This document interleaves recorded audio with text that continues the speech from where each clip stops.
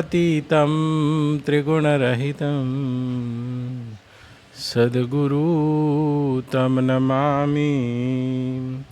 वन्दे बोधमयं नित्यं गुरुर्शङ्कररूपिणं यमाश्रितोऽपि वक्रोऽपि चंद्र सर्वत्र वंद्यते। મુંડકોપનિષદના તૃતીય વલ્લીના પ્રથમ મંત્રની આ કવિતાને લઈને આપણે જીવ અને ઈશ્વરના તત્વનો વિવેક કરી રહ્યા છીએ. આજે 5મો દિવસ છે. કેટલું ચાલે હું જાણતો નથી. જેવી તમારી ભૂખ છે. કવિતાની ભાષામાં એમ કહે છે કે દ્વાપ સુપર્ણા સયુજા સખાયામ સમાન વૃક્ષમ પરિસસ્વ જાતે. એક જ વૃક્ષ ઉપર બે પક્ષી છે, સમાન વૃક્ષ ઉપર બંને સખા છે, આલિંગન કરીને રહે છે, ભેગા રહે છે. એમાં એક જુએ છે અને એક ફળ ખાય છે. જીવ અને ઈશ્વર અને બ્રહ્મ, આપણે ત્યાં એમાં 3 શબ્દો છે. અને એ તત્વના સાક્ષાત્કાર માટે ઋષિઓએ તત્વમસી જીવ અને બ્રહ્મની એકતાનું પ્રતિપાદન કરતા 4 મહાવાક્યો કયા છે. આમાંનું એક તત્વમસી, એ શ્વેત કેતુ તે તું છે. તત્પદ એટલે ઈશ્વર, જે આપણા માટે સદાય પરોક્ષ છે અને બીજા જ છે એવું લાગે છે. કોઈ નથી માનતું એમના માટે બીજા છે, અને કોઈ માને છે એમના માટે બીજા છે. તત અને ત્વમ એટલે જીવ, એટલે આ જીવનો તો જીવપણાનો અત્યારે હાલ અનુભવ થઈ રહ્યો છે. જન્મ્યો છું, આવ્યો છું, મરું છું, મરવાનો છું, સુખી છું, દુઃખી છું, ભય છે, ચિંતા છે, શોક છે, ગ્લાનિ છે, હરખ છે. હરક શોક જ્ઞાન અજ્ઞાના જીવ ધર્મ અહમિતિ અભિમાના, રામાયણકાર કહે છે. આ 5 ધર્મોમાં જીવ જીવે છે. આર્યો હું જ છું. હરક શોક, કોઈ પણ વસ્તુના સંયોગથી હર્ષિત, હરક જતું રહે તો શોક. જ્ઞાન અજ્ઞાના, આટલું જાણું છું ને આટલું નહીં જાણતો, આજ્ઞાન અને અજ્ઞાન જીવને છે. જીવ ધર્મ અહમિતિ અભિમાના, આ 5 લક્ષણોવાળો જીવ છે શાસ્ત્રના ન્યાય. હર્ષિત થાય છે, શોકિત થાય છે, આ જાણે છે એવું અભિમાન કરે છે, અને નથી જાણતો અને એવું પણ એને છે કે હરક શોક જ્ઞાન અજ્ઞાન. અને જીવ ધર્મ અહમિતિ અભિમાના, જીવનો ધર્મ એ છે અહમિતિ, હું આ છું, હું આ છું, હું આ છું તેમ માન્યા કરે છે. એટલે કે પોતાના હુંનો વાસ્તવિક કોઈ અનુભવ નથી અને હું આ છું એમ માને છે. હું સ્ત્રી છું, હું પુરુષ છું, દેહ છું, હું વૃદ્ધ છું, હું બાળક છું, હું જન્મ્યો છું, હું મર્યો છું. આ વિદ્યાનો વશવર્તી જીવ છે. અને કોઈ આવા અનંત અનંત બ્રહ્માંડને ચલાવનારો કોઈ ઈશ્વર હોય તો છે, પણ પરોક્ષ છે. તો બ્રહ્મ જ્ઞાન એ જ્ઞાન છે જે આ બંને પદનું શોધન કરાવીને બ્રહ્મ તત્વનો સાક્ષાત્કાર કરાવે છે. આપણે કથા સાંભળવા ભેગા નથી થયા બા. આ તત્પદનું શોધન કરવા માગીએ છીએ. તત્પદ એટલે ભગવાન ઈશ્વર, અને ત્વમપદ એટલે જીવ, એનું પણ શોધન કરવા માગીએ છીએ. આ જીવનું શુદ્ધ સ્વરૂપ શું અને ઈશ્વરનું પણ શુદ્ધ સ્વરૂપ શું, એ શોધન કરવા માટે આપણે ભેગા થયા છીએ. તો 4 મહાવાક્યો દ્વારા આ જીવ અને બ્રહ્મની એકતા, આપણે ત્યાં 3 શબ્દો છે, જીવ, ઈશ્વર અને બ્રહ્મ. અને 4 મહાવાક્યો દ્વારા જીવ અને બ્રહ્મની એકતાનું પ્રતિપાદન થાય છે. જીવ બ્રહ્માત્મ ઐક્ય જે વાક્ય વડે બોધ થાય છે, અને એને કહે છે મહાવાક્ય. તો એ મહાવાક્ય છે તત્વમ અસી. અસી એટલે બ્રહ્મા. થોડી વાર મારે તો કહેવું જ જોઈશે. અસી એટલે બ્રહ્મ. તો કે બ્રહ્મ કેવું છે? એ કેવું ઠસોઠસ ચિક્કાર વિજ્ઞાન સ્વરૂપ, અખંડ જ્ઞાન સ્વરૂપ, ચિદઘન અને આ સૃષ્ટિના કારણોનું પણ જે કારણ એવું બ્રહ્મ તત્વ મારો સ્વભાવ છે, મારું સ્વરૂપ છે, જીવનું પણ અને ઈશ્વરનું પણ. ઈશ્વરનું પણ તે શુદ્ધ સ્વરૂપ છે અસી, અને જીવ એટલે કે મારું પણ તે શુદ્ધ સ્વરૂપ છે. તો કે બ્રહ્મ કેવું છે કે પ્રજ્ઞાનમ બ્રહ્મ. પણ એ બ્રહ્મનો કોઈ સ્વભાવ હશે પ્રફુલભાઈ? તો કે ધરતીમાં ઉગવું એવો સ્વભાવ છે, સ્વભાવથી જ ધરતીમાં ઉગવું એવો સ્વભાવ જ છે એનો. કશું વાયા વગેરે ઉગે છે, ઉગવું એવો સ્વભાવ છે. પાણીનું તરંગાયિત થવું એ પાણીનો સ્વભાવ છે. તો મુજ પ્રજ્ઞાન ઘન એ બ્રહ્મનો કોઈ સ્વભાવ હશે? સ્વરૂપ તો મારું પ્રજ્ઞાન ઘન છે, જ્ઞાન અખંડ એક સીતાવર. પણ એ મારો સ્વભાવ કંઈ હશે? જેમ ધરતીનું ઉગવું એવો સ્વભાવ છે, વાયેલું તો ઉગે છે પણ વાયા વગેરે ઉગે છે, સ્વભાવગત જ ઉગે છે. એમ જ પ્રજ્ઞાન ઘન બ્રહ્મનો સ્વભાવ છે, તેમાંથી જ્ઞાન વૃત્તિનું ફૂરણ ફૂરવું. હા, આનો સ્વભાવ છે. હું પ્રજ્ઞાન ઘન બ્રહ્મ છું, પણ જ્ઞાન વૃત્તિનું ફૂરણ ફૂરવું એ મારો બ્રહ્મનો સ્વભાવ જ છે, તરંગાયિત થવું. તો આવા જ્ઞાન વૃત્તિના ફૂરણ બે રીતે ફૂરે છે. મુજ અનંત અનંત ચિક્કાર ચિદઘન બ્રહ્મની સત્તામાં જે પ્રથમ પહેલું સમષ્ટિ ફૂરણ ફૂરે છે. સમષ્ટિ એટલે આ વિશ્વ, સમષ્ટિ એટલે આ બ્રહ્માંડ, સમષ્ટિ એટલે સમગ્ર. અને જે પ્રથમ પહેલું સમષ્ટિ ફૂરણ ફૂરે છે અને એમાં હું પણ અનુભવાય છે. मैं, जिसमें के साथ समष्टि का ज्ञान हो रहा है. અને એ જ્ઞાન ફૂરણમાં જે મેં પણ લાગે છે, આ બ્રહ્મમાં ઈશ્વર છે, જેને આ સમષ્ટિ જ્ઞાન ફૂરણમાં હું પણ લાગી રહ્યું છે. તો કે જીવ શું છે? તો બ્રહ્મનો તો સ્વભાવ જ છે જ્ઞાન ફૂરણ ફૂરવું. તો એક સમગ્ર જ્ઞાન ફૂરણ, એક સમગ્રમાં જે જ્ઞાન ફૂરણ ફૂર્યું મેં, એ ઈશ્વરનો હું છે. અને એક આવડી સમષ્ટિમાં જે ફૂર્યું અને આવડી વ્યષ્ટિમાં પણ મેં થાય છે. મેં થાય જ છે, જો તમને થાય છે, મને થાય છે, બકરીને થાય છે, પેલી કોયલ ગાય છે એને થાય છે મેં. તો આ વ્યષ્ટિ મેં ફૂરણ એટલે જે આ વ્યષ્ટિ રૂપ જ્ઞાન ફૂરણ છે, એમાં જે મેં પણ લાગે છે, હું પણ લાગે, આ જીવ છે. तो समष्टिનું જે જ્ઞાન પૂરણ છે मैं, तो उसका मैं जो होता है એ આખા સમષ્ટિનું જ્ઞાન થઈ રહ્યું છે. જેમ તમને હું ફૂરીને આ દેહનું જ્ઞાન થયું, જો તમારી ઇન્દ્રિયોનું જ્ઞાન થયું, આ અંતઃકરણનું જ્ઞાન થયું, એનાથી આગળ નહીં. તો એવી રીતે આ વ્યષ્ટિ વ્યષ્ટિ વ્યષ્ટિ વ્યષ્ટિ ભેગી થતાં કોઈ સમષ્ટિ હશે? અને સમષ્ટિમાં જે જ્ઞાન પૂરણ પૂરે છે અને તે ઈશ્વર છે. તો વ્યષ્ટિ જ્ઞાન પૂરણ વ્યષ્ટિના માપમાં દેખાય છે, અને સમષ્ટિ જ્ઞાન પૂરણ અમાપ અનંત અને સમષ્ટિમાં દેખાય છે ઈશ્વર. પણ આવું કોઈ જ્ઞાન પૂરણ ફૂરતું નહીં હોય તો ઈશ્વર નહીં હોય, અને આવું કોઈ જ્ઞાન પૂરણ ફૂરતું નહીં હોય તો જીવ નહીં હોય. અને તે પ્રજ્ઞાન ઘન બ્રહ્મનું સ્વરૂપ છે. અને એ તત્વનો સાક્ષાત્કાર કરવા માટે તમે અહીં આવ્યા છો. તો આવો, અને ક્યાં ઉતરવાનું છે ખબર ના હોય તો આ કથા બની જશે. આ કથા નથી, હું તમારી સાથે એક યુક્તિ કરી રહ્યો છું. તો ફરી વાર કહું, હું પ્રજ્ઞાન ઘન ચિદઘન બ્રહ્મ પરિબ્રહ્મનો, એ બ્રહ્મનો મારો સ્વભાવ છે કે એમાં જ્ઞાન પૂરણ ફૂરવા. પણ કોઈ મહৎ પૂરણ ફૂરતું હશે આખી સમષ્ટિ? તો એ જ્ઞાન પૂરણમાં જે સમગ્રમાં જ્ઞાન પૂરણ ફૂરે છે, આખું સમગ્ર વિશ્વનું રૂપ છે, એ સમષ્ટિમાં ઉઠતું જ્ઞાન પૂરણ જ છે, જ્ઞાન સંવિત છે.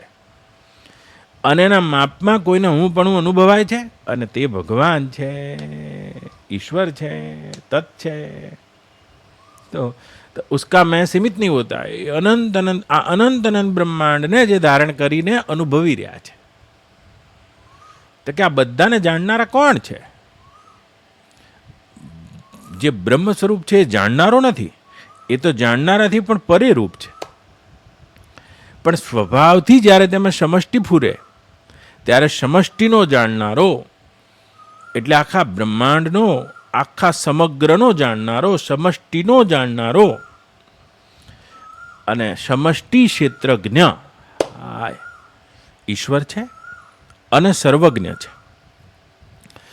અને આ વ્યષ્ટિને જાણનારો વ્યષ્ટિ ક્ષેત્રજ્ઞ, પેટમાં દુખે છે પણ કોઈ જાણનારો છે. હા, અને એ વ્યષ્ટિ ક્ષેત્રજ્ઞ, તો વ્યષ્ટિનો જાણનારો ક્ષેત્રજ્ઞ અને એ જીવનું શુદ્ધ સ્વરૂપ છે. અને સમષ્ટિનું જાણનારો તે ઈશ્વરનું શુદ્ધ સ્વરૂપ છે, ભગવાનનું શુદ્ધ સ્વરૂપ છે. પણ કોઈ જાણ નહીં હોય તો ઈશ્વર નહીં હોય, એ તો બ્રહ્મ છે. અને કોઈ જ્ઞાન પૂરણ નહીં હોય તો હું નહીં હોઉં, એ તો હું બ્રહ્મ જ છું.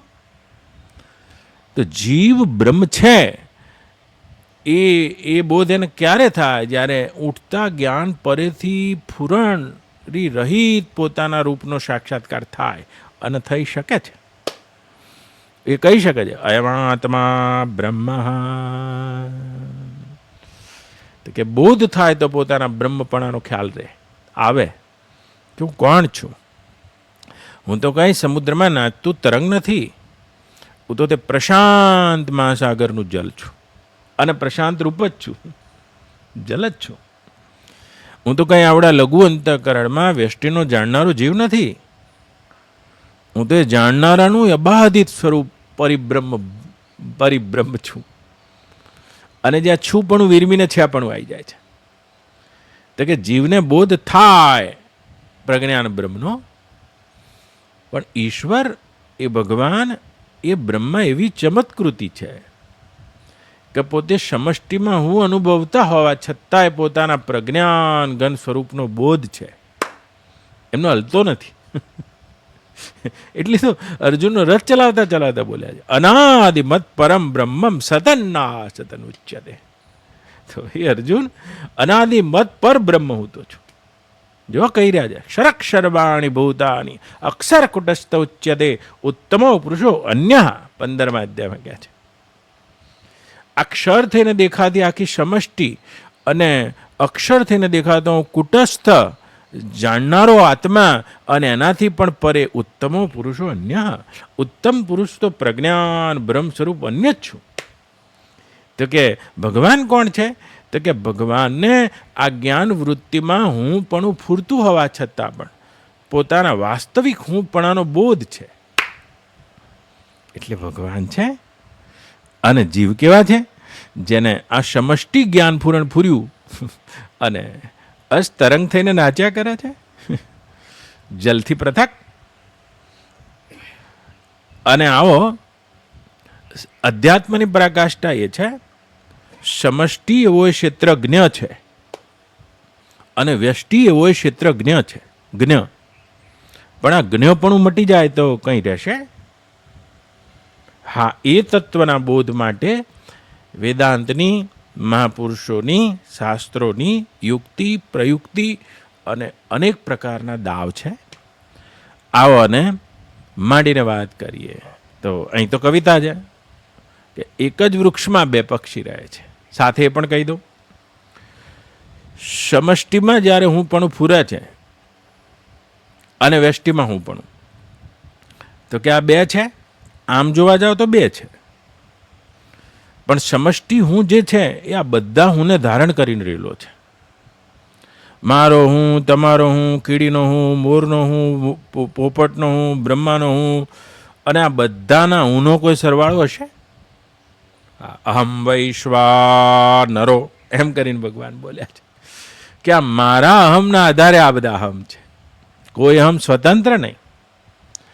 જેમ પાણીમાં સમુદ્ર થાય છે એ રીતે વ્યષ્ટિ સમષ્ટિ હુંમાં આ વ્યષ્ટિ હું રૂપ તરંગ થઈ રહ્યો છે. સમુદ્રમાં આવા કેટલાય તરંગો છે અને આ બધા જ તરંગોનો સરવાળો સમુદ્ર છે. અરે, અને એનાથી પણ કઈ વિશેષ છે? તો કે ભગવાનનો હું કેવો છે, જેના હુંની સાથે તમારો હું ફૂરી રહ્યો છે. તમે સ્વતંત્ર નહીં. તમારામાં જ્ઞાન શક્તિ, ઈચ્છા શક્તિ, ક્રિયાશક્તિનો સંચાર એ જીવમાં પરમાત્માનો છે. તો કે પ્રત્યેકનો હું અહીંયા સ્વતંત્ર નથી, પણ જ્યાં સુધી હું પોતાના પ્રજ્ઞાનગણ બ્રહ્મનો ખ્યાલ ના કરે ત્યાં સુધી આ ઈશ્વરનો બોધ પણ એને થાય નહીં બા, અને ઈશ્વરથી પોતાના હુંને અલગ થલગ અનુભવે છે. અને આ અનુભવ જ તેના જન્મ અને મરણનું કારણ છે, તેને જન્મ અને મરણ કરાવે છે, એને દેખાડે છે. કરાવે છે શું? એને ખાલી બતાવે છે કે હું જન્મું છું, હું મરું છું, હું સુખી છું, હું દુઃખી છું, આવું બધું દેખાડે છે. અવિદ્યા આવું બધું બતાવે છે. તો આવો તો કે એ જે સમષ્ટિ હું છે એના આધારે બધા હું છે. આહા. અને જેને આપણે ઈશ્વર કહીએ છીએ તો કે જીવ ઈશ્વર અંશ જીવ અવિનાશી ચેતન અમલ સહજ સુખ રાશી. શાસ્ત્ર કહ્યું છે એ ગરુડ, આ જીવ નામની કોઈ વસ્તુ છે તો ઈશ્વરનો અંશ જ છે, ઈશ્વરના ભાગે જ છે, ઈશ્વરનો ભાગ જ છે. તો કે કઈ રીતે અંશ છે આ બા? આ દેહમાં પણ તે ઈશ્વરની સત્તા તો છે. તો કે કઈ રીતે અંશ છે? જેમ 100 રૂપિયા રોકડા હોય તેમાંથી 1 રૂપિયો કાઢી લઈએ તો 1 રૂપિયો તે 100નો અંશ થઈ ગયો, એ રીતે અંશ છે. તો બાળ બુદ્ધિના બાળકો માટે એવો અંશ છે કે જેમ 100 રૂપિયામાંથી રૂપિયો લઈને આપણે વાપરવા જતા રહ્યા, રૂપિયો બજારમાં ફરે છે અને 99 ઘેર પડ્યા છે. તો ભગવાન તો ક્યાંક બેઠા છે ને એનો અંશ ક્યાંય ફરે છે, એવો અંશ છે. તો કે ના ના, આવો અંશ નથી આ તો કે કેવો અંશ છે? જેમ એક ભડકામાંથી તણખા પડે છે તો કે એવો અંશ છે. એવો માનો તો એવો છે, પણ એ પણ થોડી બાળ બુદ્ધિ છે. જેમ લાકડું મોટું હોય તો અગ્નિનું નામ ભડકો પડી જાય, અને લાકડું નાનું હોય તણખો કરચ, તો કરચ નાની છે તેનું નામ તણખો પડી જાય. જેમ ભડકામાંથી આ બધા તણખા નીકળી રહ્યા છે તે રીતે અંશ છે. તો થોડી બુદ્ધિ જેની વધી છે ભગવાનનો એવો અંશ માને છે. જુદા જુદા દર્શનો આવ્યા કે ભગવાનનો આવો અંશ છે. જેમ ભડકામાંથી તણખા નીકળ્યા કરે છે તેમજ ઈશ્વરમાંથી આ બધા જીવ નીકળ્યા કરે છે. તો કે એવો અંશ છે. તો કે છે એ પણ થોડી બાળ બુદ્ધિ છે. તો કે કેવો અંશ છે તારે? તો કેવો અંશ છે? તો જેવી રીતે ગંગા નદીમાં નાહવા ગયા છે પ્રફુલભાઈ આપણે, અને વળતી વખત તમે કમંડળ લઈ લીધું, કમંડળમાં ગંગાજલ છે. તો ગંગાજલ તો છે પણ ગંગા નહીં, અંદર નાવડું નહીં ફરતું. તો એ રીતે અંશ છે. આ તો કે એ રીતે પણ અંશ માનવો હોય તો માનો, કારણ કે સ્વરૂપથી તો બંને એક જ છે પણ સત્તાથી નહીં. એ રીતે માનો. સત્તા કેમ? તો કે આખા બ્રહ્માંડમાં જેની સત્તા ચાલે છે એ ઈશ્વર છે, અને તમારી સત્તા તો અહીં જ ચાલે છે. આટલી જગ્યાએ હાથ અદ્ધર કરી શકો છો પણ આ વડને અદ્ધર ના કરી શકો. આ હાથ અદ્ધર કરી શકો છો પણ આ સૂર્યના આદેશ ના કરી શકો. તો જેમ ગંગામાં નાવડા ફરી શકે છે પણ કમંડળમાં ના ફરે, તો એ 2 ગંગા છે. તો કે એ રીતે અંશ છે. તો કે એ થોડી બુદ્ધિ વિકાસ થઈ તો એ રીતે અંશ છે. કોઈએ કીધું કે સ્વરૂપથી તો એક ખરો પણ સત્તાથી એક નથી, એટલે આ રીતે અંશ પડી ગયો છે. તો આ તો દ્વૈત દર્શન છે. તો કે આ રીતે પણ અંશ તો પણ નથી. સાક્ષાત્કાર થશે તો કઈ રીતે અંશ છે બા? આ કઈ રીતે અંશ છે? સાક્ષાત તો કઈ રીતે આર્યો અંશ છે? જેમ સોનું હોય તમારું બા, તો એ સોનામાંથી તમે સોનાની લગડીમાંથી વાડી બનાવવા ગયા, વાડી બનાવી દીધી અડધા તોલાની, નાકમાં પહેરી લીધી. તો એ વાડી છે તે લગડીનો અંશ છે, એ રીતે છે અંશ? તો કે એ રીતે પણ એ થોડી બાળ બુદ્ધિ છે. આ ગંગાજલમાં આ રીતે ઘણા એવું માને છે કે સત્તા સરખી છે, સ્વરૂપ સરખું છે પણ સત્તા સરખી નથી. સ્વરૂપ તો સરખું જુઓ, ચેતન અમલ સહજ સુખ રાશી. જીવનું સ્વરૂપ ચેતન છે, ઈશ્વરનું એ ચેતન. અને યાદ રાખજો, જો ઈશ્વર ચેતન હોય બા, અને તમે બા ઈશ્વર ચેતન હોય તો ચેતન નામની વસ્તુ તમારાથી જુદી ના પડી શકે. એ ચેતન હોય તો તમે જ હોય. ચેતન તમારા માટે બીજો ના હોય, એ બીજો હોય તો જડ થઈ ગયો. આર્યા તમે તમારી ચેતનતાને અનુભવી જ રહ્યા છો.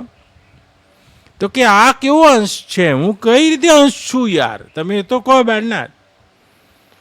અનુભવની પ્રણાલી જ્યારે થશે બા, તો જેમ સમુદ્રમાં મોજો ઉઠે છે એ રીતે અંશ છે? તો કે ના ના, આ તો એ રીતે અંશ છે જેમ અખંડ આકાશમાં ગળામાં રહેલું આકાશ ભાસે છે, ઘટાકાશ. અખંડ આકાશમાં અનંત અનંત બ્રહ્માંડ છે અને ઘટાકાશ તો 100 ગ્રામ દૂધને જમાઈ શકે છે. બા તે છતાંય ઘટ ઉપાધિથી ઘટાકાશ કહેવાય છે. બસ હા, એમ આવી વ્યષ્ટિની ઉપાધિથી જીવ કહેવાય છે. વાસ્તવમાં તો ચેતન અમલ સહજ સુખ રાશિ, અંશ અને અંશી તેવા ભેદ માત્ર ઉપાધિના સ્તરે છે. આટલા ઘડાની ઉપાધિ એ ઘટાકાશ છે, નહીં તો છે મહાકાશ જ. એ ઉપાધિના સ્તરે આ જીવ અને ઈશ્વર એવું બે ભાષે છે.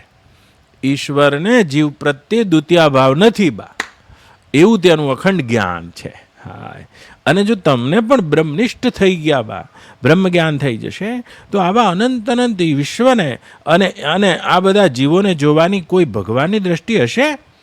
એ જ બ્રહ્મ જ્ઞાનીની દ્રષ્ટિ થઈ જાય છે. તો કે ઈશ્વર પોતાને કઈ રીતે જોઈ રહ્યા હશે, કઈ દ્રષ્ટિથી? એ ઈશ્વરની દ્રષ્ટિ સાથે બ્રહ્મજ્ઞાની એક થઈ જાય છે. ઈશ્વર તેમાં રહેલા ભગવાન એમાં રહેલા જગતને કઈ રીતે જોઈ રહ્યા હશે? બ્રહ્મજ્ઞાનીની દ્રષ્ટિ તે ભગવાનની દ્રષ્ટિની જોડે એક થઈ જાય છે.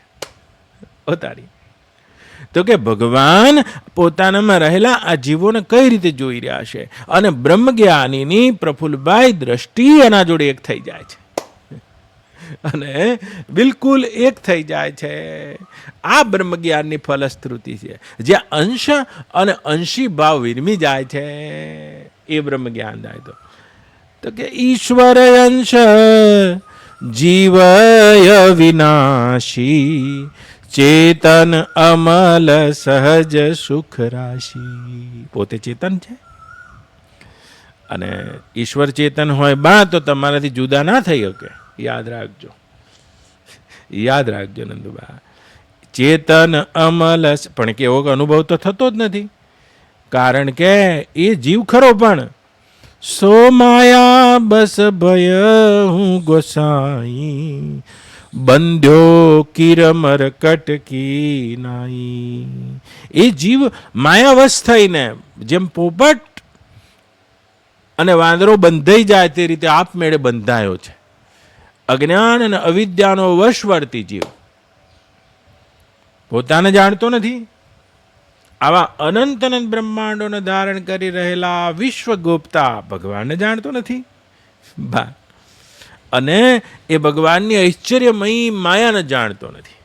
અને આવી અવિદ્યાને વશવર્તી થયેલો જીવ સો માયા બસ ભય હું ગોસાઈ, બંધ્યો કિરમર કટકી નાઈ. અને આવો જીવ બા વાંદરા અને પોપટની માફક બંધાઈ ગયો છે એમ શાસ્ત્ર કહે છે. જેમ વાંદરો હોય એ ચણા ખાવા માટે સાંકડા મોઢાના માટલામાં પોતાનો હાથ જવા દે, હાથ કાઢી શકતો હતો પણ હાથ ના કાઢતા મુઠ્ઠી ભરાવે અંદર જઈને. બંધ્યો કિરમર કટકી નાઈ, અને બંધાયો છે બા.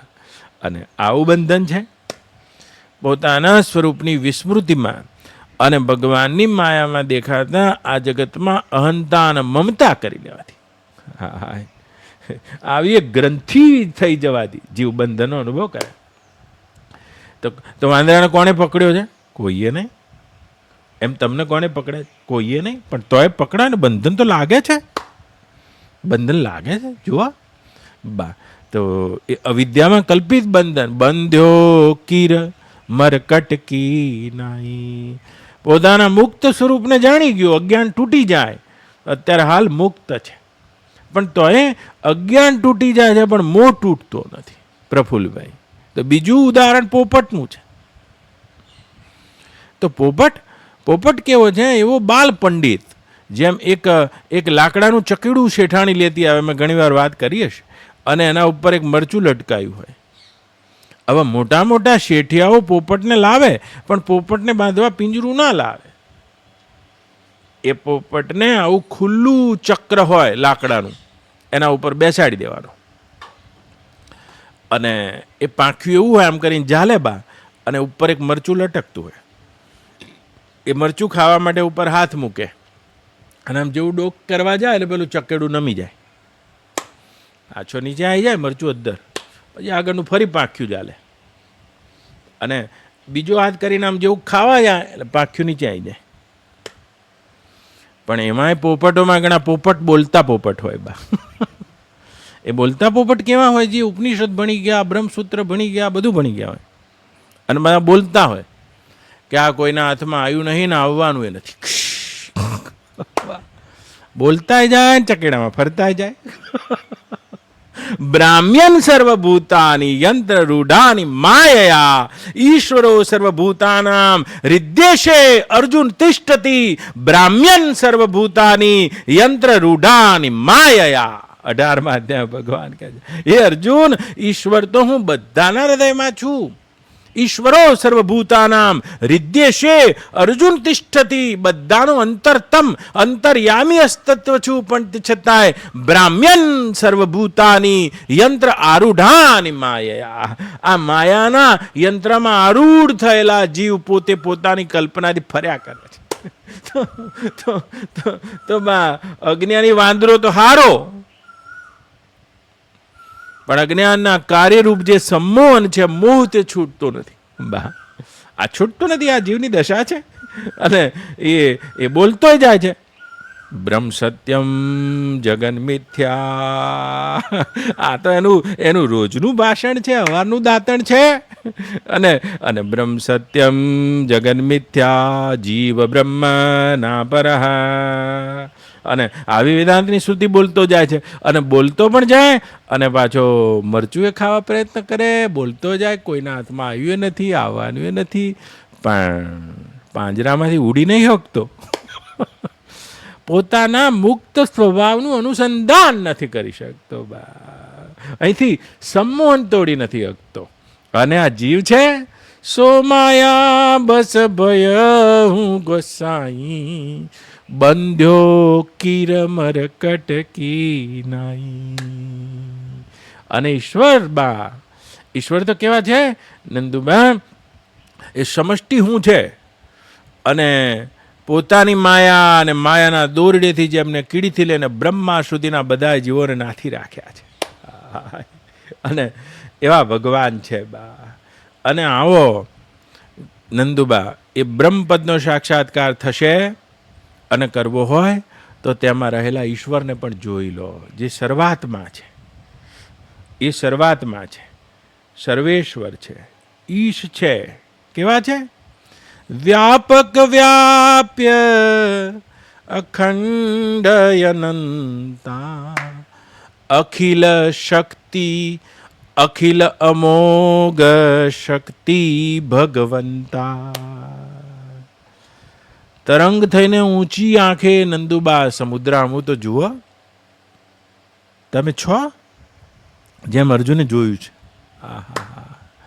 વિરાટ રૂપનું દર્શન જે ગઈકાલે જોઈ રહ્યા છીએ બા આપણે. હું તમને કહું નંદુબા, જે નાની નાની વાતોમાં ઉલઝ્યો છે એને શું વિરાટનું દર્શન બા? અને થાય તો કેટલું થાય. નાની નાની વાતમાં ઉલઝ્યો છે, આ તો હાવ જંતુ છે. નાની નાની વાતમાં કાલ શું ખાય, આજ શું ખાય, આજ શું કરું, આજ શું પહેરે, કાલ શું પહેરે.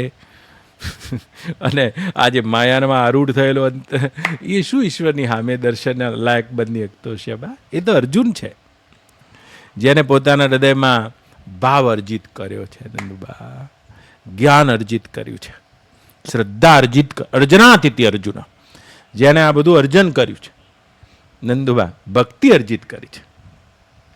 અને આવો બહુ વિચાર કરીને જોશો નંદુબા, તો જેમ મહાકાશમાં આ બધા ઘટાકાશ છે નંદુબા, અને તે જ રીતે આ જેટલા પણ જીવ નામની સંજ્ઞાથી તમે દેખાઈ રહ્યા છો, તો તમારા હુંને તમે ક્યાં સ્વતંત્ર અનુભવી રહ્યા છો? આવો ને તો ઈશ્વરના હું સાથે છે. આ તમારું વિશ્વ, તૈજસ અને પ્રાજ્ઞા ત્રણેય રૂપ બા, એકય રૂપ તમે જે સ્વતંત્ર અને અલગ અનુભવી રહ્યા છો, આ જીવદશા છે.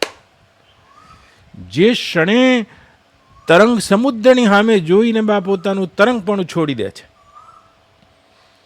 બા અને આ એક તો કે આમને કીધું કે આ પેટમાં રહેલું કુર્મી કેવી રીતે જોઈ શકે મને, મારા પેટમાં રહેલું. તો અર્જુને તો જોયું કે હું તો વિરાટના આ શરીરમાં નાનું કુર્મી પણ નથી. હું વિરાટથી અલગ છું કે એક છું?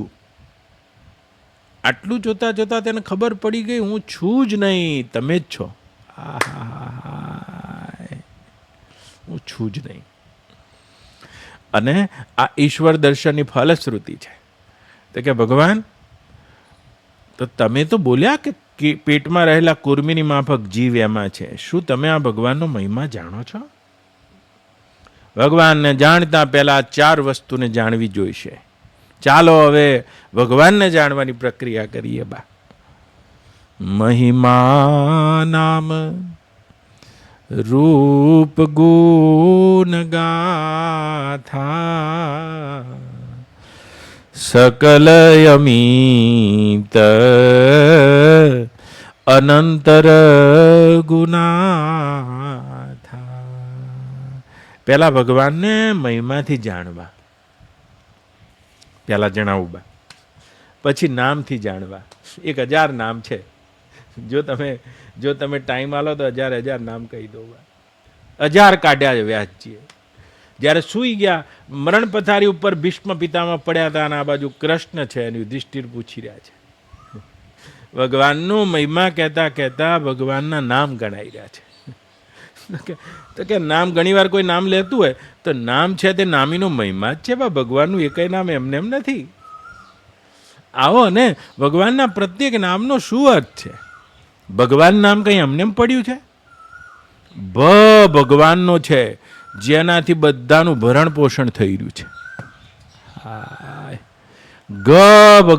ભગવાનના ગમાં ગ છે, જેમાં બધાનું ગમના આગમન થઈ રહ્યું છે.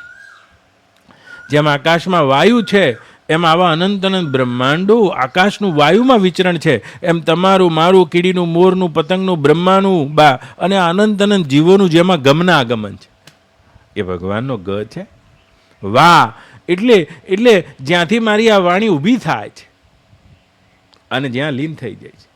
વાહ. અને ન એક વખતે આ બધું નહીં થઈ જતા તોય જે ન થતા નથી. અને આવા ભગવાન, એ તો આવા કુલ 1000 નામ છે બા. અને પ્રત્યેક નામ તે ભગવાનના મહિમા જ્ઞાનને પ્રગટ કરે છે. તો કોઈ મહિમા જાણી જાય પછી નામ જાણે છે. મહિમા નામ. અને જો નામ જ્ઞાન થઈ જાય નંદુબા તો પછી રૂપ જ્ઞાન છે. મહિમા નામ રૂપ ગુણ ગાથા. અને રૂપનો પણ સાક્ષાત્કાર છે બા. અને રૂપનો પણ સાક્ષાત્કાર છે અને ગુણ ગા. પછી તો જન્મ કર્મ ચમે દિવ્યમ. અને એમની જે લીલા છે એના રહસ્યને પણ જીવ જાણે, માણે અને તેને તેમાં રહે છે નંદુબા. આ 4 રીતે સગુણનો સાક્ષાત્કાર પૂર્ણ થાય છે. તો મહિમા, આવો ને મહિમા તો જાણો નંદુબા. અને તો કે બધો જાણીએ કહે. કાલ મને બાળનાથ પૂછતા હતા તો કે ઈશ્વરમાં બધું તો શું? બધું એટલે કેટલું બા? કેટલું આમાં કહી શકાય? જેટલા મહિમા જ્ઞાનથી તમે આશ્રય કરી શકો અત્યારે હાલ કરી લો. આ કંઈ સામાન્ય મહિમા છે બા ભગવાનનો કે આવા અનંત અનંત વિશ્વને હું મારામાં ધારણ કરીને રહેલો છું. આવો અને આશ્રય. જો આ પાણી વહેતું હોય એમાં પાણીમાં માછલી છે, એ માછલીને જલનો આશ્રય છે. અને આશ્રય હોવાના કારણે જે જાકે આશ્રય વાકો તાકી લાજ. મછલી જલ में तरत जात है डूब जात गजराज. સુરદાસજી કહે છે કે જેને શરણાગત હોય અને એની લાજ એને છે. જે માછલી પાણીને શરણાગત હોવાથી ગંગાના પૂરમાં ઊંધી ચાલે છે, એના શરણ છે. અને હાથીને આ શરણની કલા જ ખબર નથી, માટે ડૂબ જાય બહ્યો જાત ગજરાજ. સુરદાસજી કહે છે ગજરાજ વહ્યો જાય છે કારણ કે એને પાણીના જલની શરણાગતિની કલા જ ખબર નથી. તો દુર્યોધન આદિ અને બીજા કૌરવ આદિ ને આપણા જેવા અજ્ઞાનવશ જેટલા પણ જીવો છે બા, અને તે વહી રહ્યા છે, મરી રહ્યા છે, જન્મી રહ્યા છે, મરી રહ્યા છે, અને શોક છે, ઘડીકમાં શોકથી તપ્ત છે, ઘડીકમાં હરખથી તપ્ત છે, ઘડીકમાં કોઈ વસ્તુના અભાવમાં રોવે છે, ઘડીકમાં કોઈ વસ્તુના અભિમાનમાં તાજા થઈ જાય છે, કારણ કે આશ્રય નથી. તો જાકો જાકી શરણ હે વાકો તાકી લાજ, અને તુલસી કહે છે અને એની લાજ છે. તો આવો, અને પહેલી તો શરણ જ છે અર્જુને લીધી છે. કાર્પણ્ય દોષો અફત સ્વભાવ પૃચ્છામિ ત્વામ ધર્મ સમ્મૂઢ ચેતા શિષ્યતેહમ શાધિમામ ત્વામ પ્રપન્નમ. હું તો તમારે શરણ છું. તો જીવ કરી શું શકે છે? પહેલા તો શરણ જ લઈ શકે છે. નંદુબા કાલે કહેતો હતો. અને શરણ દઈ દીધી ત્યાં તો ચિંતા જતો રહે છે, ભય જતી રહે છે, શોક જતી રહે છે. અને શરણાગતિ એમને નહીં ચાલે, બીજો વિશ્વાસ કરી લો. મોકો કહાં ડૂડે વન વન મેં, મેં તો તેરે પાસ મેં, કબીર કહી રહ્યા છે. ના કાબે ના કૈલાશ में, मैं तो हूं विश्वास में, मोको कहां डूडे बन बन में, मो तो तेरे पास में. महात्मा कबीर. मोको कहां ढूंढे वन वन में, मोको कहां ढूंढे वन वन. ना काबे ना मंदिर ना मस्जिद में, ना काबा कैलाश में, ना काबा कैलाश में. આ કોઈ જગ્યાએ નહીં. મો તો તેરે પાસ में, मैं तो हूँ विश्वास में, मो तो कहाँ कहाँ ढूंढे बंदा, मैं तो हूँ विश्वास. कहत कबीरा सुनो भाई साधो, कहत कबीरा मो तो हूँ विश्वास में, मैं तो हूँ विश्वास में, मोको कहाँ ढूंढे वन वन में, मोको कहाँ ढूंढे वन वन में. ना मंदिर ना मस्जिद ना काबा ना कैलाश, मैं तो હું વિશ્વાસ में. તો એવો દ્રઢ વિશ્વાસ, આશ્રયમાંથી વિશ્વાસ જન્મે છે બા. આવો, અને જન્મેનંદમાં ઈશ્વર દર્શનના યોગ્ય બનાય છે. અને આવો જોવા માગતા હોય તો મારા ભગવાનનો શું મહિમા છે. નંદુબા અર્જુન કહી રહ્યો જ્યારે સામે પ્રગટ થયા છે ત્યારે મને શ્લોક આપ્યા છે. ત્વમક્ષરમ પરમમ વેદિતવ્યમ. આ ભગવાનનો મહિમા છે. એણે એની નજરે જોયો છે, ઘણાએ જોયો છે, પણ ભગવાન પોતે બોલ્યા છે કે તે જોયું છે એવું કોઈ જોઈ શક્યું નથી. યશોદાજીએ જોયું, પણ એમ વિચાર્યું કે આ ગામના ગ્વાલીન છે, આટલી બધી ભાવ આશ્રયવાળા છે, આમ મોઢામાં બ્રહ્માંડ બતાવી દીધા બા, અને જાણે યશોદાજીને સપનું આવ્યું હોય એવું. બસ એટલું કૌશલ્યાજીને બતાવ્યું છે જ્યારે આયે ત્યારે. બ્રહ્માંડ નિકાયા નિર્મિત માયા, રોમ રોમ પ્રતિવેદ કહે. પણ એનાથી આગળ નહીં. કાગભૂસુંડીને પણ બતાવ્યું છે નંદુબા, બતાવ્યું છે, અને એમને પણ જોયું છે, પણ તો એનું પણ નામ ના બોલે. અર્જુનને કહે છે ત્યાં જોયું હોય તો એ કહે નહીં. હા, કારણ કે આને જોયું છે, આને ભય થયો છે, રોમાંચ થયો છે, કેટલી લાગણીઓ એક સાથે. તતસ વિસ્મય આવિષ્ટો રષ્ટરોમા ધનંજય, અને કેટલી કેટલી લાગણી એક સાથે થઈ છે નંદુબા. અને અર્જુનની ભૂમિકામાં આવા તો તમે જોઈ શકશો. જોજો નંદુબા. ત્વમક્ષરમ પરમં વેદિતવ્યમ, ત્વમસ્ય વિશ્વસ્ય પરમ નિધાનમ, તમવ્યયઃ શાશ્વત ધર્મ ગોપ્તા, સનાતનસ્ત્વં પુરુષો મતો મે, અનાદિમધ્યમ અનંતવીર્યમ અનંતબાહુ શશિસૂર્યનેત્રમ પશ્યામિ ત્વામ દીપ્તહુતાશવક્ત્રમ સ્વતેજસા વિશ્વમિદં તપંતમ દ્યાવા પૃથ્વ્યોરિદિમ અનંતરમ હિ વ્યાપ્તમ ત્યક્તેન દિશે ચ સર્વા દ્રષ્ટ્વાદ્ભુતમ રૂપમ વ્યગ્રમ તવેદમ લોકત્રયમ પ્રવ્યથિતમ મહાત્મન અમીહિત્વા સુરસંજ્ઞા વિશંતિ કેચિદ્વિતા પ્રાગજલયો ગૃણંતિ સ્વસ્ત્વીન યુક્ત્વા મહર્ષિ સિદ્ધ સંજ્ઞા સ્તુતિન વા સ્તુતિભિ પુષ્કલાભિ. આહા, અર્જુન ઉવાચ. સ્તુતિ કરે છે. જેટલા મોટા માણસ હોય ને એને સ્તુતિ બહુ ગમે બા,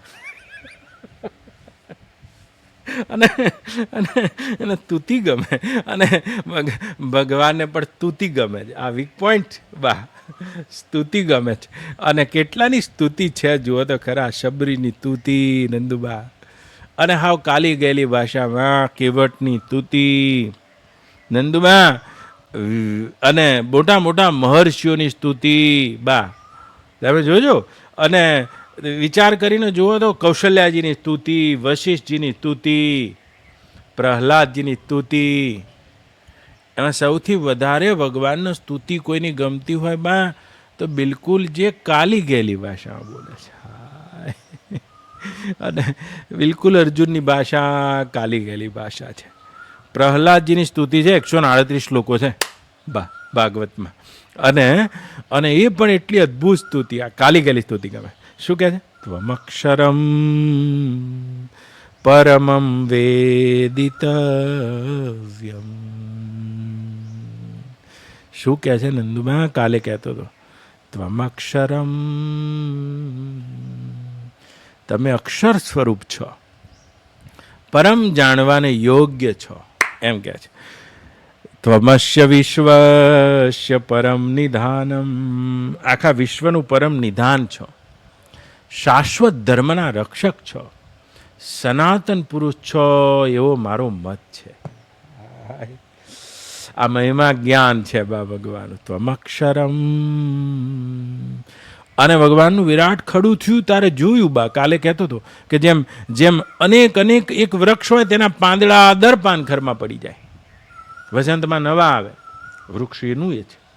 એમાં જેટલું પણ 5 ભૂતોમાં કલ્પિત અને આપણી પ્રકૃતિમાં કલ્પિત નામ અને રૂપનું વિશ્વ છે એ બધું અક્ષર ભાવના પામી જાય. પણ તમે તો ત્વમક્ષરમ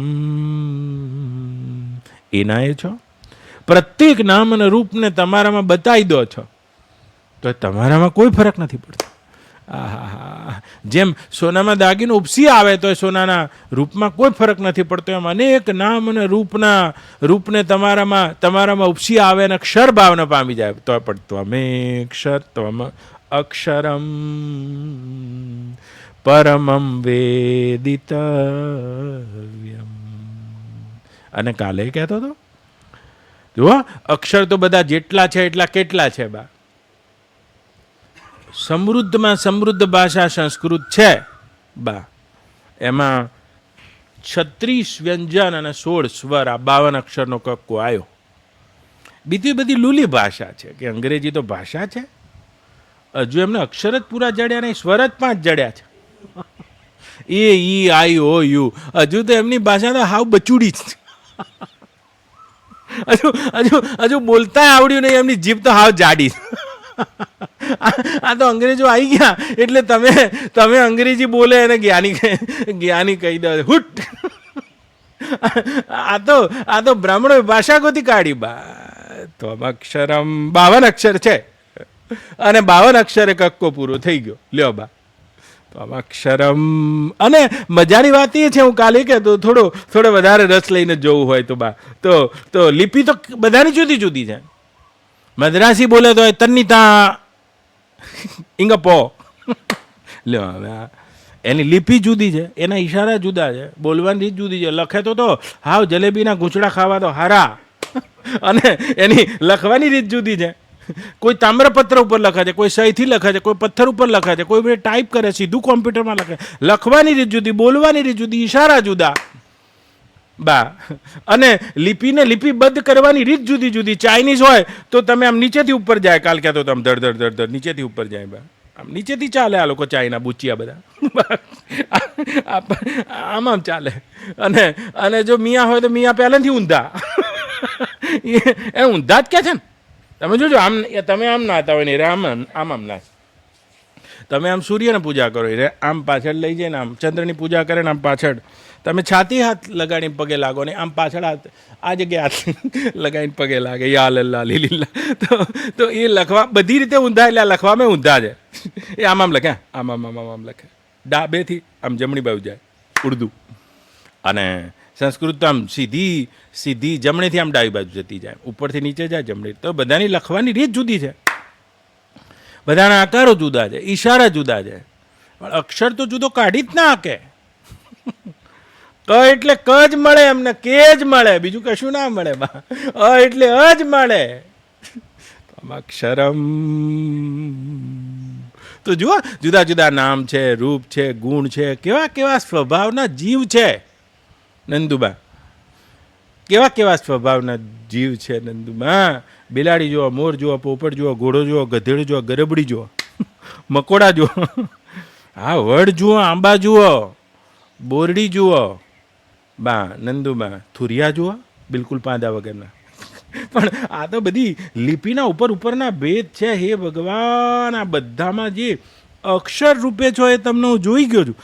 અક્ષરમ. બધામાં અક્ષર તો એક જ.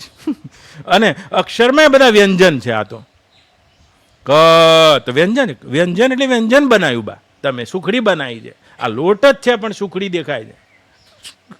આ વ્યંજન છે. આ લોટ જ છે પણ રોટલી દેખાય છે. આ લોટ જ છે પણ લાડવો દેખાય છે.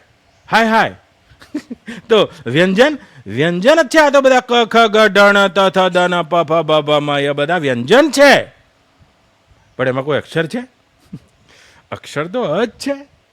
બધા અક્ષરોમાં હું અકાર છું અર્જુન. તમે જોઈ ગયા 10મા અધ્યાયમાં અકાર એટલે એ અકારના ધ્વનિમાં જ આ બધા સંભળાય છે.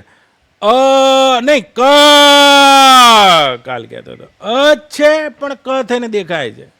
ઉતારી તો કે ભગવાન જ છે પણ પ્રફુલ્લભાઈ થઈને દેખાય છે. તો અક્ષરમ.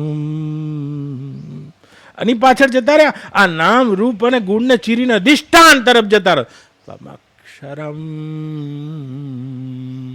ખ પણ ખ થોડી છે. આ તો બોલાય છે, સંભળાય છે, લખાય છે, પણ અજ આ રીતે વ્યંજન થઈને ખ બન્યો છે. ગ ગ ગણપતિનો હોતો હશે યાર. એ તો ગ છે, ગણપતિ છે, પણ ત્વમક્ષરમ પરમમ વેદિત. વ્યંજન નથી. બધા અક્ષરોમાં તો હું અકાર છું. એટલે આ તો સ્તુતિ કરવાની રીત છે. તમને હું આ વિરાટમાં અક્ષર રૂપે જોઈ રહ્યો છું. અક્ષરમ. તો વ્યંજન શું છે? આ તો બધા સ્વર છે.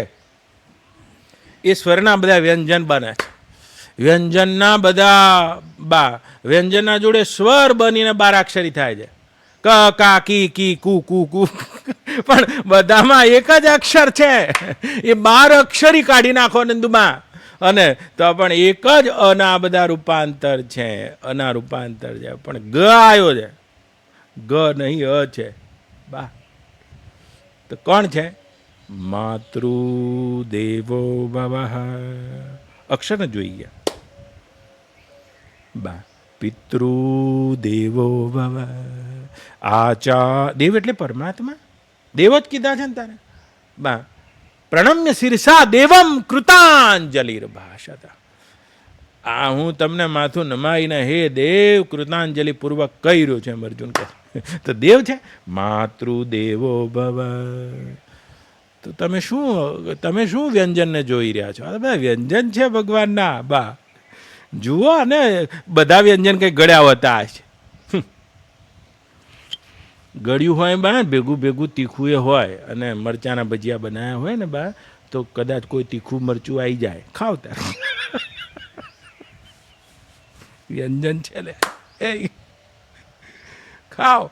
અને શોખમાં ભજીયા ખાતા હોય બા તો મેથીનું તો ઠંડુ હોય પણ બાજુમાં બટાકા વડું હોય મોઢામાં ગયા પછી ખબર પડે ખાઓ વ્યંજન છે. આ તો બધા એક જ અક્ષર પરમાત્માના વ્યંજન છે કે હારો હાવ બોગસ માણસ છે પણ બટાકા વાળું છે. વ્યંજનમાં તો આ રહેવાનું યાર કેમ આમ છે યાર. એક ઘણું નહીં રેલવે સ્ટેશનમાં બેઠો હતો અને ભજીયા મંગાયા એટલે પેલા બાજુમાં બેઠો હતો એને કીધું તમારે નહીં ખાવા એટલે કીધું કે હું એ ખાઉં લાવો ને. તો પેલો જે બિચારો બેઠો તો આમ જેવો મોઢામાં મૂક્યું બાબા જે પૈસાથી લાવ્યો તો એને પહેલું ખાધું અને આંખમાંથી આંસુ યાદ આવ્યા પડવા મળ્યા. ગરમ ગરમ હતું બા અને મોઢાના ફોલ્લા પડી ગયા. એટલે પેલા એ કીધું કે દિલ્હીનું સ્ટેશન છે કેમ રોવો છો બટાકાવાળું ખાતા ખાતા?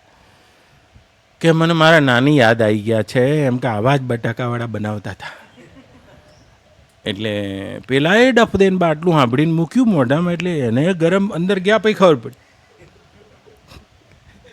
એટલે એને કીધું કે હું તો રોયો પણ તમે કેમ રોયા? કે મને તારા નાની યાદ આવ્યા. મને તો મારા નાની યાદ આવે પણ તમને તમારા શું કરવા આવ્યા? કે મને તારા નાની એટલા માટે યાદ આવ્યા કે આ સુવરના જન્મ ક્યાં હાલતા ગયા. એ તો મોઢામાં લીધા પછી ખબર પડે બટાકાવાળું શું છે. એ તો બાજુમાં રહેવા જઈએ ત્યારે ખબર પડે કે આ ભાઈ શું હતા. તો પછી પાડોશના પ્રતાપ કાયમ ભોગવવા કાગડા. તો એનાથી દુઃખી થશો. ત્વમક્ષરમ બધા વ્યંજનમાં અક્ષરને જોઈ લો. આ તો બધા વ્યંજન છે અને વ્યંજન તો બધી એક જ અધિષ્ઠાનમાં થતી કલ્પના છે. એટલે ગંગા છે તે શું કહે છે? એ નામ ને રૂપની મેલી દેજો કલ્પના પાનબાઈ પછી મટી જશે મનની તાણા તાણ. આંટી રે છૂટે રે જ્યારે એ રે અંતર તણી પાનબા પ્રભુજી દેખાશે આપો. તો કે બહુ સારા માણસ છે. રાગ ના કરો વ્યંજન છે. તમે વ્યંજનમાં અક્ષરને જોઈ લો. પણ આ તો બહુ ખરાબ માણસ. અરે ખરાબનો દ્વેષ ના કરો. આ તો વ્યંજન છે એમાં અક્ષરને જોઈ લો. હાય બા તો સ્ત્વમક્ષરમ. અને કેવા અક્ષર સ્વરૂપ છો બા. કેવા અક્ષર આ તો કવિ બોલ્યો છે. અક્કલ ઊંઘી જાય અને એમાં ડાપણ ડચકા ખાય. આમાં મારી અક્કલ ઊંઘી જાય જી રે. નવગ્રહોને ગોતી લીધા ને દસમાની ગોતણ થાય જી રે. હું ગોતી શકશો જે છે એને ગોતી શકશો. બીજું કઈ નવું નહીં ગોતી શકો. નવગ્રહોને તમે ગોતી લીધા ને દસમાની ગોતણ થાય જી રે. ગોતન હારા તમે ગોતી દ્યો ને ગોતન હારા તમે ગોતી દ્યો ને એક નવો અક્ષર ભાઈ. આમાં મારી અકલ ઊંઘી જાય જી રે. આ નવો અક્ષર ગોતી લ્યો. આજે 52 નીકળ્યા છે બા. આ સગડો 52 નો વિસ્તાર અખા એ બ્રહ્મને તું 53મો જાણ. હાય હાય હાય હાય. તો આ ત્વમક્ષરમ. પણ આમાં તો અક્કલ ઊંઘી જ જવાની છે બા. નવગ્રહોને તમે ગોતી લીધા ને દસમાની ગોતણ થાય જી. જડતા હશે. ભૃગુને 9 જડ્યા છે અને હજુ આજે ટેલિસ્કોપ લઈને બેસો. જડતા હશે યાર. નવગ્રહોની ગોતી લીધા તમે દસમાની ગોતણ થાય જી રે. અરે ગોતણ હારા તમે ગોતી દ્યો ને એક નવો અક્ષર ભાઈ, આમાં મારી અકલ ઊંઘી જાય, અકલ ઊંઘી જાય અને એમાં ડાપણ ડચકા ખાય, એવી આમાં અકલ ઊંઘી જાય. તો એ એક જ અક્ષર છે, એ જ અક્ષરના પાછા સૂર બને છે, સ્વર બને છે. અક્ષર તો એક જ છે જો, અને સૂર જુઓ, આ 2 કાઢીનો જેમ પેલો 5 કાઢીનો આખો એલ બોલે અને એક જ અક્ષરનો આ એક જ અક્ષરના જેમ સૂર, સ્વર, વ્યંજનો, લિપિઓ, ઈશારા, આ બધા એક જ અક્ષરના જેમ વૈભવ છે, એમ એક જ હે અનંત અનંત શ્રી કૃષ્ણ, હે અક્ષર સ્વરૂપ પરમાત્મા, એ અક્ષર બ્રહ્મ, આ જુદા જુદા નામ રૂપ અને જેટલી પણ આકૃતિ અને જુદા જુદા જીવ દેખાય છે, એના મૂળમાં રહેલા હે અક્ષર હું આપને જોઈ ગયો. ત્વમક્ષરમ પરમમ વેદિતવ્યમ. અક્ષર જોઈ ગયા એટલે તો કૂતરાના પાછળ ઘીની વાઢી લઈને નીકળ્યા છે નામદેવ. આ ભાવની પરાકાષ્ઠા છે. અક્ષરને જોઈ ગયા એટલે તો પેલો ગધેડો હતો અને તેને રામેશ્વરને ચડાવવાનું જલ એકનાથજી ચડાવવા બેહી ગયા, તો ચાલતા નીકળ્યા અને ચડાવવા બેહી ગયા, કારણ કે જોઈ ગયા છે આ બધા ઉપરના લિપિઓના, ઈશારાના, સૂરના, સ્વરના, વાક્યોના, વાચ્યાર્થના, શબ્દોના અને આ બધાના મૂળમાં રહેલા અક્ષરને જોઈ ગયા છે. અક્ષર એટલે કદી શરત પામતા નથી, જે રહી જ જાય છે, પહેલા જ હતા, અ જ હતો ને ક થયો છે, અને ક ખોવાઈ ગયો ને રહી ગયો. એ ભગવાન જ હતા અને વિશ્વ થયું છે બા, અને એ ભગવાન જ હતા અને વિશ્વ થયું છે. વિશ્વ ખોવાઈ જાય તમે રહી જશો. તમે અક્ષરમ પરમમ વેદિતવ્યમ,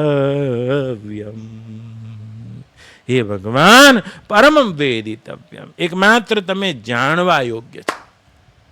નહીં જાણો તો શું થશે? ન ચેદિતવ્ય મહતિ નષ્ટા, કેન ઉપનિષદ કહે છે. કેન ઉપનિષદનો ઋષિ કહી રહ્યો છે કે જેને પરમાત્માના ના જાણ્યા તેનું જીવન નષ્ટ થઈ ગયું. આ ઋષિનો આદેશ છે કે જાણવાના રહી ગયા, જાણવાના યોગ્ય છો. પરમમ વેદિતવ્યમ, તો કઈ કોઈ જ્યાં સુધી મારા ભગવાનને જાણ્યા વગર મારા બા જાણવાના વિષયનો કદી અંત આવશે નહીં, અને જાણનારો પણ કદી મટશે નહીં. બા કદી એ જાણીને શું જાણશો? જેટલું જાણો, કાલે કહેતો હતો, એ પ્રત્યેક જાણ એક નવા અજ્ઞાનની ક્ષિતિજ ખોલે છે. કોઈ પણ જ્ઞાન આગળના અજ્ઞાનની ક્ષિતિજ ખોલે. બસ તમે કોના વિશે જાણવા માંગો છો? આ ખાટું, ખારું, તીખું અને આ દેખાય છે, આના વિશે જાણવા. જેમ જેમ જાણતા જશો તેમ અજ્ઞાનની ક્ષિતિજ દેખાતી જશે. કાલે કહેતો હતો પાણીને નતા જાણતા, હવે તો 2 વસ્તુને નહીં જાણતા, હાઇડ્રોજન ઓક્સિજન. હાઇડ્રોજન ઓક્સિજનને નતા જાણતા, હવે તો 3 વસ્તુને નહીં જાણતા, ઇલેક્ટ્રોન, પ્રોટોન, ન્યુટ્રોન. તો તમે ભગવાન સિવાય કશું જાણવાનો વિષય છે જો જાણવા જાઓ નંદુબા, તો એક અજ્ઞાની ક્ષિતિજ ખુલશે. વૈજ્ઞાનિકો માથા પચાઈને મરી જાય છે, તો પણ જ્ઞાનમાં અજ્ઞાનની ક્ષિતિજો ક્ષતિ થાય છે. પોતાનું અજ્ઞાન છતું થાય છે, બીજું કાંઈ નહીં. બા જેટલા તમે પરમાત્મા સિવાયનું કાંઈ પણ જાણવા જશો, અજ્ઞાનની ક્ષિતિજ ખુલતી જાય છે બા, અને જ્ઞાતા પણ બનેલું રહે છે. કદીક ને કોઈ જાણવાનો વિષય હોય તો ગીતાના ન્યાય ત્વમક્ષરમ પરમમ વેદિતવ્યમ, તમે પરમ જાણવાને યોગ્ય છો. જીવન એના માટે છે. જો એ પરમ સત્યને જાણ્યું નથી અને પરમ સત્ય જાણવામાં નથી આવ્યું બા, તો પરમ સત્ય જાણ્યા વગર બધું જાણેલું ફોક છે. પરમ સત્યને જાણ્યા વગર બધું કરેલું ફોક છે, અને પરમ સત્યને જાણ્યા વગર બધું પામેલું ફોક છે. શું કર્યું પણ પરમ સત્યને નથી જાણ્યું? पानी ऊपर લીટો થઈ ગયો બા. कह रहा है आसमां ये समा कुछ नहीं जिसके महलों में जलते थे हजारों रंग के फानस, जाड़ उनकी कब्र पर है और निशा कुछ भी नहीं जिसकी नौबतों से गूंजते थे हरदम. ये आसमां दम बेदम हुए कब्र में हूं नहा कुछ भी नहीं. आए गाफिल न समझा था मिला था तन रतन तुझको, मिलाया खाक में तूने ये सजन क्या कहूं तुझको. તો બધું જાણેલું ફોક છે. તો શું કહે છે? પરમમ વેદિતવ્યમ. આ પોઈન્ટ ઉપર આવું પહેલા મોટી વાત છે બા, કે માત્ર જાણવા યોગ્ય તમે છો. જાણવાના બધા વિષયો જ્યારે મોરા પડી જાય બા, કદી નહીં જાણી શકાય, એનો છેડો જ નથી. તમે જાણવા યોગ્ય પણ છો અને જાણવામાં અવયવાય છો. આહા. અને તમારા જાણ્યા પછી કશું જાણવાનું રહેતું નથી તેવા છો. પરમમ વેદિતવ્યમ. આપના એક જ્ઞાનથી સર્વનું વિજ્ઞાન થાય છે અને તેવા હોવાના કારણે પરમમ વેદિતવ્યમ. એ પરમ જાણવાને યોગ્ય છો અને હું આપને જાણી ગયો છું. અરે શું જાણી ગયો છું બા? સાર ગર્ભિત બોલ્યો છે. પરમમ વેદિતવ્યમ તમસ્ય વિશ્વસ્ય પરમ નિધાનમ. હું જાણી ગયો. તો કેવા છો? આ વિનાશી દેખાતા દ્રશ્ય પ્રપંચમાં આપ અવિનાશી છો. મારી નજર જતી રહી છે. આ જડ દેખાતા નામ અને રૂપના પાછળ આપ પરમ ચૈતન્ય છો. મારી નજર જતી રહી છે. આ દુઃખરૂપ દેખાતા આ દ્રશ્યના પેલી બાજુ આપ પરમ આનંદરૂપ છો. મારી નજર જતી રહી છે. આ વિનાશી તમસ્ય વિશ્વસ્ય પરમ નિધાનમ. આ વિનાશી અને વિનાશના સમુદ્રમાં બા કહી રહ્યો છે આપ અવિનાશી છો. મારી નજર જતી રહી છે. વાદળા આકાશમાં આપ જાય છે, આકાશ નહીં. એમ આપના સંકલ્પથી, આપની ઈચ્છા, આપની ક્રિયા અને આપની જ્ઞાન વૃત્તિના ફુરણમાં દેખાતા આવા અનંત અનંત વિષ્ણુ આપની માયામાં આવીને જતા રહે તો પણ આ અવિનાશીમાં, આ વિનાશીમાં આપ અવિનાશી છો. આ દુઃખરૂપતામાં આપ આનંદરૂપ છો. હું આપને જોઈ ગયો છું અને આ બધી જડતામાં આપ પરમ ચૈતન્ય રૂપ છો. અરે અરે ત્વમસ્ય વિશ્વસ્ય પરમ નિધાનમ. આ વિશ્વનું પરમ નિધાન અને આશ્રય છો. વિશ્વમાં પ્રવેશેલા છો અને તેનાથી પૃથક પણ છો. વ્યાપ્ય છો એમ કે છે. વ્યાપ્ય છે ને. ત્વમસ્ય વિશ્વસ્ય પરમ નિધાનમ. એટલે વિશ્વનું નિધાન છો એટલે શું બા? વ્યાપ્ય છો. તો એક લોખંડનો ગોળો હોય બા, એને અગ્નિમાં નાખી દો એટલે અગ્નિ લોખંડના ગોળામાં વ્યાપ થઈ ગયો. અને એ રીતે ભગવાન વ્યાપ્ય હશે. આ પણ એક વિચાર્યું છે, પણ આને એકડા બગડાના જ્ઞાની કહેવાય બા. એ રીતે પણ વ્યાપક તો છે જ ભગવાન, કે જેમ લોખંડના ગોળામાં અગ્નિ વ્યાપ્ય, એમાં લોખંડના ગોળા જેવા બ્રહ્માંડમાં અગ્નિની જેમ ભગવાન વ્યાપ્ય. તો કે એ રીતે વ્યાપ્ય હશે બા. આમ કઈ રીતે વ્યાપ્ય હશે? આમ કઈ રીતે વ્યાપક હશે? જેમ સૂર્ય હોય અને સૂર્યનો પ્રકાશ આખા જગતમાં પડે છે બા. તો ઘણા એવા દર્શનો આવ્યા કે ભગવાન આવા વ્યાપક છે. ક્યાંક અક્ષરધામમાં બેઠા છે અને પોતાની શક્તિથી આ રીતે વ્યાપક છે. તો કઈ રીતે વ્યાપક હશે? તો પણ આ ધોરણ તો થોડું બદલ્યું, થોડા આગળ ગયા બા. તો ક્યાં કઈ રીતે વ્યાપક હશે નંદુબા? કે આ રીતે વ્યાપક હશે, લોખંડના ગોળાની જેમ. આ રીતે કે જેવી રીતે એક બીજ વાવી દીધું છે અને એ બીજ જતું રહ્યું ને આંબો દેખાઈ ગયો, તો આ બીજ જેમ આંબામાં વ્યાપ થઈ ગયું એ રીતે થયું હશે. એ રીતે બીજા મામ સર્વભૂતાનામ વિદ્ધિ પાર્થ સનાતનમ. તો કઈ રીતે વ્યાપક હશે? તો કે એવું સમજવો તો એવું સમજો, પણ એ રીતે ખરા. પણ તોય આ થોડું હજુ ચોથું ધોરણ આવ્યું. તો ક્યારે કઈ રીતે વ્યાપક હશે બા? કઈ રીતે વિશ્વનું નિદાન હશે? તો જેમ આકાશમાં નીલવર્ણ વ્યાપક છે તે રીતે હશે. તો આકાશમાં નીલવર્ણ છે, વ્યાપક જ છે. જો નીલવર્ણ એવું કોઈ વર્ણ નથી. તમારી આકાશને આંખ છે તે આકાશને જોઈ શકે ત્યાં સુધી નીલવર્ણ નહીં દેખાય બા. અને જે ક્ષણે આકાશને જોવાની ક્ષમતા આંખ છોડી દે છે, હવે આકાશને જોઈ નહીં શકતી એટલે નીલવર્ણ જોવે છે. બા નીલવર્ણ એવું કશું આકાશમાં છે નહીં, પણ તમારી આકાશની જે અગ્રહણતા છે એ જ નીલવર્ણ થઈને દેખાય છે. હા, તો દેખાય તો છે, તો કે જેમ નીલવર્ણ છે એ રીતે વ્યાપક હશે તો થોડા આગળ આવતા રહ્યા. પણ આ તો કઈ રીતે વ્યાપક? શું કહે છે? ત્વમસ્ય વિશ્વસ્ય પરમં નિધાનમ. તો કઈ રીતે વ્યાપક હશે?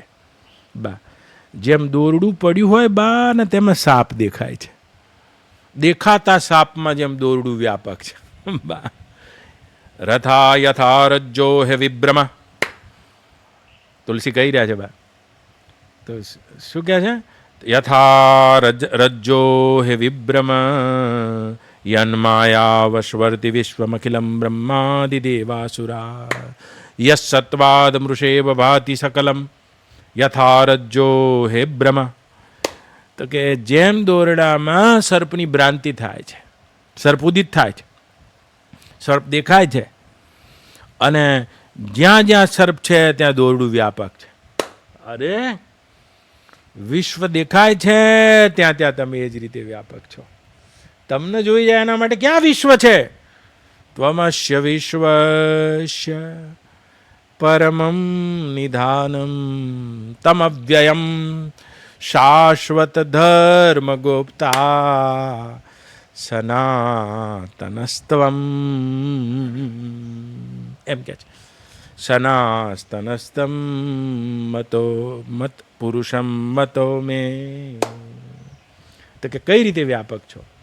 આવો એકડામાં ભણો છો બા, તો થોડી વાર માટે એવું સમજો લોખંડમાં અગ્નિ વ્યાપક છે એ રીતે.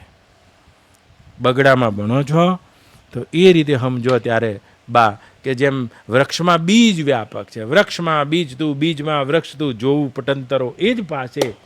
થોડા આગળ વધો તો એ રીતે સમજો કે જેમ સૂર્ય તો ક્યાંક બેઠો છે પણ પ્રકાશની રીતે વ્યાપક છે. ભગવાન તો ક્યાં ગોલોકમાં, સતલોકમાં, એવા કોઈ અમરલોકમાં, અક્ષરધામમાં બેઠા છે અને પોતાની શક્તિ અને સત્તાથી વ્યાપક છે. તો આ ધોરણ તો બદલ્યું, તો આ સાચું તો ખરું પણ સંપૂર્ણ સાચું નહીં. સંપૂર્ણ સાચું તો કેવું છે? યસ સત્વાદ મૃષેવ ભાતિ યથા રજ્જો હે બ્રહ્મ. બ્રહ્મણાને લઈને જેમ રજ્જુમાં સર્પ દેખાય છે એ જ રીતે જેની સત્તાથી તેમાં વિશ્વ દેખાય છે એ રીતે વિશ્વના નિદાન છો.